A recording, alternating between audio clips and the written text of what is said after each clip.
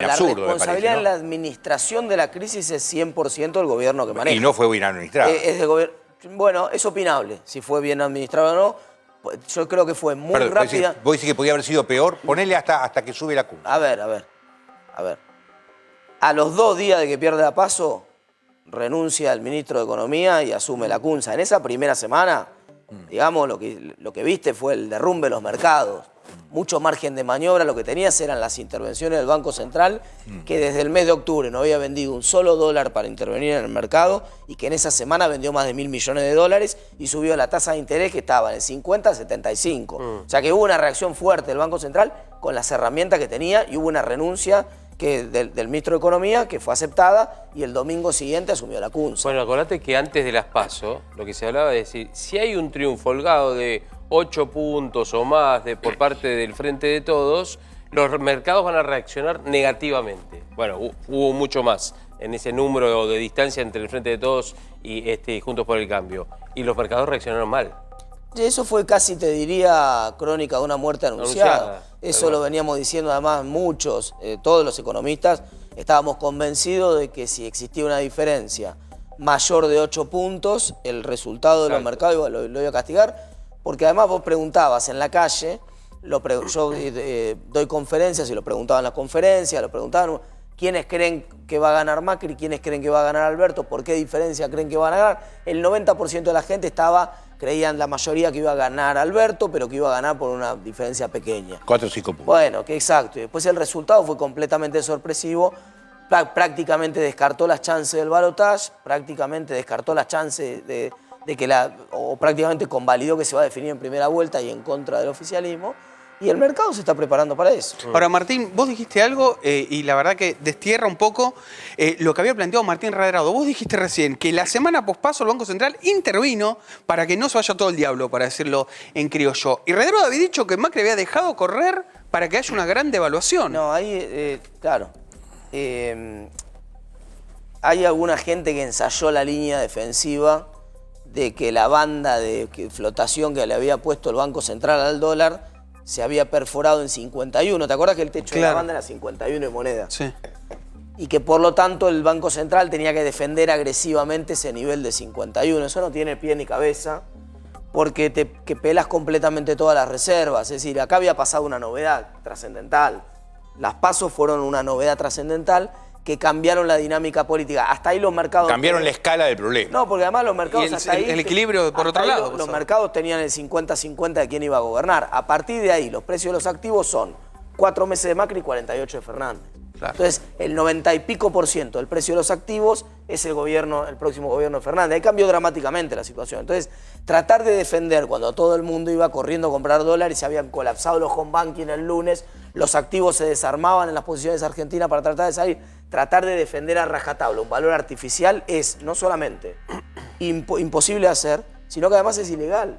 Porque la propia Carta Orgánica del Banco Central, y por eso hay una causa, que es la causa del dólar futuro, la propia Carta Orgánica del Banco Central en el artículo 18 dice claramente que vos podés intervenir todo lo que quieras a precio de mercado.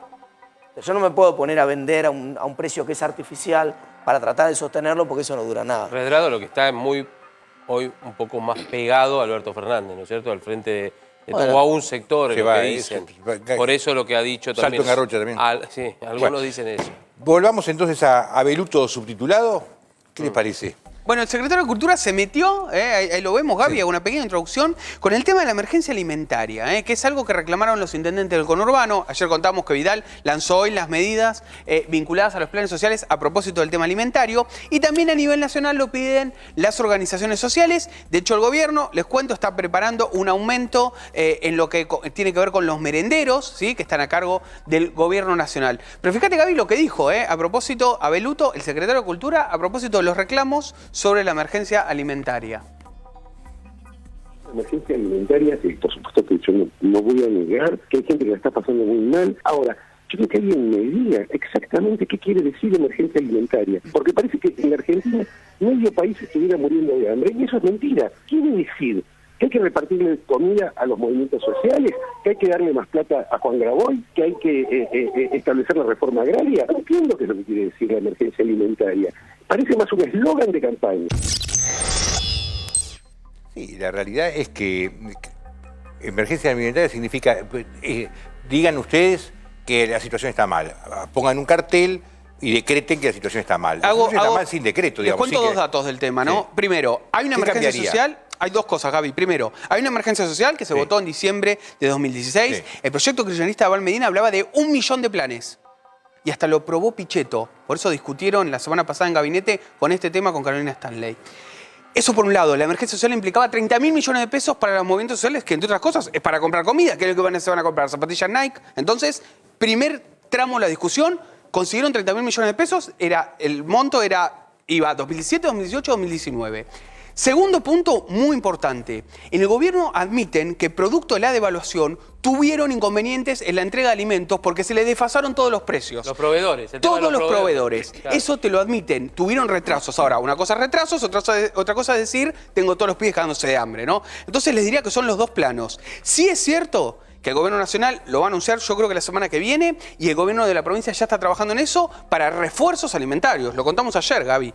Yo creo que hay un sector del gobierno que es muy consciente de este problema. Distinto es lo que plantea Beluto. Bueno, ¿qué es lo que están planteando? ¿Más plata, más planes? No está completamente claro, ¿no? No, muchas veces la declaración de emergencia te permite a vos saltearte la ley de administración pública y la ley de administración financiera en el sentido de no hacer licitaciones, por ejemplo, y comprar directamente por compra directa, por ejemplo, alimentos y ese tipo de cosas. Entonces, eso lo podría reclamar como herramienta el propio gobierno, que dice, che, mirá, tengo que resolver un problema, pero estoy atado por una burocracia que no me lo permite hacer, entonces déjame sacarme esta burocracia. Saltear etapas. Pero sí, Saltear da la etapas. sensación que la Pero declaración de emergencia alimentaria... la oposición lo quiere como una bandera de que exige que la campaña. quiere como bandera. Exactamente. No tiene que Ahora, el decretar la emergencia alimentaria, ¿no pone en riesgo la posibilidad de que el Fondo Monetario envíe No, en ese absoluto. dinero? No, ¿para qué? No, pregunto, a ver, No, en ¿una absoluto. interpretación político-económica? No tiene nada que ver. No, las metas del Fondo Monetario tienen que ver con lo fiscal, con la inflación, con Pero otra porque además cosa. hay otra cosa. Pensar que el Fondo Monetario necesita que vos digas cómo te va para que ellos sepan cómo te va es medio idiota. No, Es bueno, decir, pero una ellos cosa saben es- exactamente Está bien, todo lo que nos pasa. pero vos decretás- Todos los tipos que tienen plata puesta Decretás acá un lo saben. Estado y lo decretás desde el gobierno es diferente a, bueno, hay una gran complicación y demás, digamos, por eso digo, no sé si tendrá algo que ver eso. No, de hecho, Argentina, uno de los problemas que tenía el kirchnerismo con el Fondo Monetario Internacional es que si bien le había pagado la deuda después de haber firmado el acuerdo el propio Kirchner, después nunca se retiró del Fondo Monetario, siguió siendo un miembro pleno, incluso tenía un representante en el directorio del fondo, por lo tanto tenía que cumplir los requisitos del fondo y uno de los requisitos era compartir tu información pública. Y el problema es que Argentina no la compartía y la falseaba, y eso le generó muchos problemas en su momento con el fondo por no compartir eso. Entonces el fondo te pide, como uno de los requisitos para ser parte del fondo, que vos compartas la información sobre el estado de tu economía. Eso implica, por supuesto, inflación, salarios, y todos los indicadores de tu economía los compartís, con lo cual es conocida la El tema del situación de INDEC, Argentina. digamos. Por ejemplo, claro, entonces es conocida la situación de Argentina. Quiero decir, el organismo sabe perfectamente cuál es la situación social de la Argentina. Sí, Kicillof habla de caída industrial. sí. Esto fue ayer, ¿no? Con los industriales de la provincia de Buenos Aires, donde había estado el día anterior María Eugenia Vidal también. Los industriales de la provincia de Buenos Aires también han visto... Bueno, hoy algunos Rapalini, que es el titular justamente de la Unión Industrial de la provincia de Buenos Aires, dijo que, bueno, que ven con buenos ojos lo que dijo Axel Kicillof. Es raro, ¿no? Es raro, digo simplemente esto. Después le quiero preguntar a Martín, porque fueron muy combativos en el momento en que Kicillof era ministro de Economía. Y No, ahora lo además, ven con mejores ojos, lo ¿no? curioso es que Kicillof hable de la situación de la industria porque la gestión de él en el Ministerio de Economía fue bastante desastrosa. Argentina tuvo una de las caídas más fuertes en la producción automotriz durante su propia gestión. 2014-2015 se derrumbó la producción automotriz, empezó a caer la industria en ese momento, así que la verdad que no parece que fuera justa la persona para dar un ejemplo sobre eso, ¿no? Pues 2014, por ejemplo, fue el año donde mayor empleo se perdió. Sí. 400.000 puestos. Y sin embargo no hubo nada de ruido. No sé si recuerdan, no hubo ruido.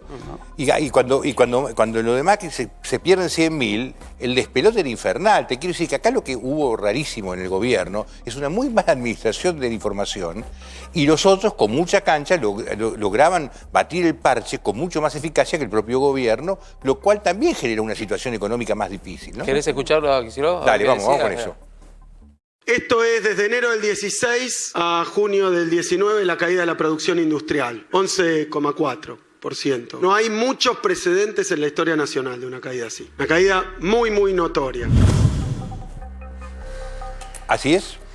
Sí, el dato es un dato correcto. Sí. Justamente, mirá qué paradoja, ¿no? Justamente hoy se conocieron los datos de producción industrial del mes de julio, que muestran que la industria creció 3,3% en julio contra el mes anterior, lo cual te muestra que la economía real llegaba a las PASO en realidad bastante mejor de lo que parecía. Llegaba a las PASO con la industria y la construcción, también se conoció el dato de hoy, creciendo también en el mes de julio, ¿no es cierto? Y la inflación, que se conoció el dato después de la PASO, también bajando 2,1. O sea, cuando vos mirabas la economía real, está bien, muchos de esos datos se conocieron después de la PASO, pero llegó a la elección de la PASO con una situación bastante mejor de lo que había estado el año pasado en el medio de la crisis. Hay el problema, muchachos, y esto lo digo con conocimiento de causa, es que Duhovne le había prometido al presidente que en el primer trimestre de 2019 iba a aparecer brotes o por lo menos mejoras concretas en la economía real.